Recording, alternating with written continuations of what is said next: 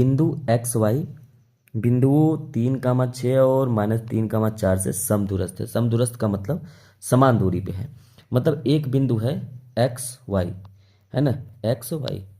ये जो बिंदु एक्स वाई है, ये एक बिंदु है 3,6 और एक बिंदु है -3,4।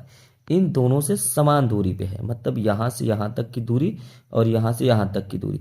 अगर इस बिंदु को हम लोग ए मान ले, इस बिंदु को बी मान ले और इस बिंदु को सी मान ले, तो आप कहेंगे कि ए सी बराबर हो जाएगा बी सी के। तो ए से सी तक की दूरी क्या होगी? तो दूरी बराबर होता है, दूरी बराबर क्या होता है? तो आप कहेंगे कि दूरी बराबर होता है अंडर रूट में x2 minus x1 plus y2 minus y1 का होल स्क्वायर। तो आप देखिए AC भी एक दूरी है यहाँ से यहाँ तक, और BC भी एक दूरी है। BC भी क्या है? एक दूरी है यहाँ से यहाँ तक, ठीक, यहाँ से यहाँ तक। और ये दूरी दोनों क्या है? आपस में बराबर है। अगर हम AC की बात कर रहे हो तो यहाँ पर x1 और y1 इस तरीके से हमको मिलाना पड़ेगा। तो यहाँ पे कहेंगे कि ये x1 है और ये y1 है, ये x2 है और ये y2 है। अब यहाँ पर एक चीज़ समझना है, क्योंकि हमको इसके बीच की दूरी निकालना है। तो सबसे पहले हमारा फार्मूला बनेगा, इसमें AC का जो दूरी होगा वो होगा x माइनस x1। क्या हो जाएगा?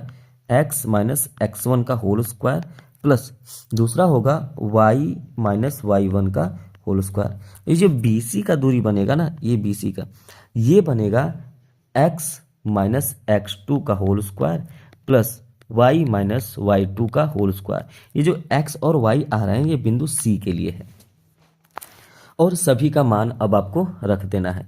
तो अब क्या करेंगे? अंडर रूट लगाएंगे।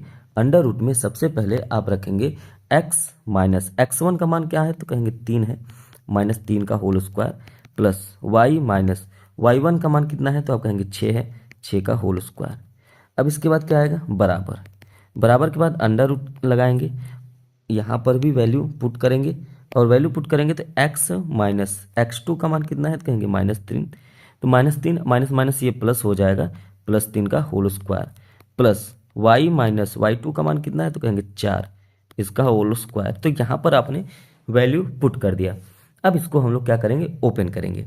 तो एक चीज़ और देखिएगा कि ये अंडर रूट से ये अंडर रूट कट जाएगा, मतलब बाहर हो जाएंगे। उसके बाद जो बचेगा उसको हम लोग कर लेंगे ओपन। तो x माइनस 3 का होल स्क्वायर होता है a square plus B square minus 2ab, ये हो जाएगा। y माइनस 6 का स्क्वायर क्या करेंगे? तो प्लस वाई स्क्वायर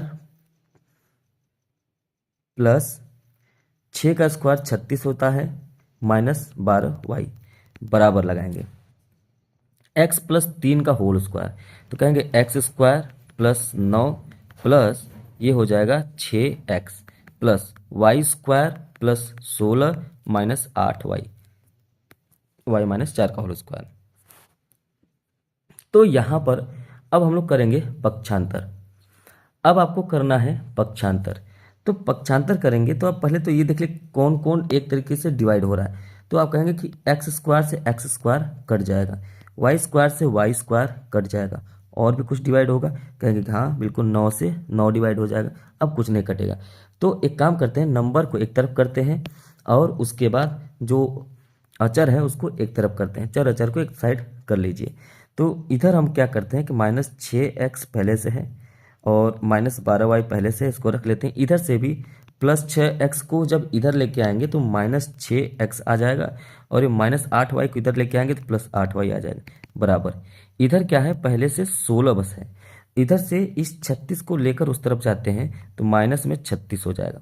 अब हो गया दोनों आपस में बराबर। अब इसके बाद क्या करेंगे? -6x और -6x हो जाएगा -12x।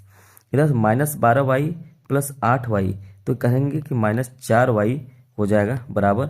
16 में से 36 घटाएंगे तो -20 आ जाएगा। इधर से आप देखिए -4 कॉमन ले लेंगे तो ये हो जाएगा 3x प्लस y बराबर ये -20।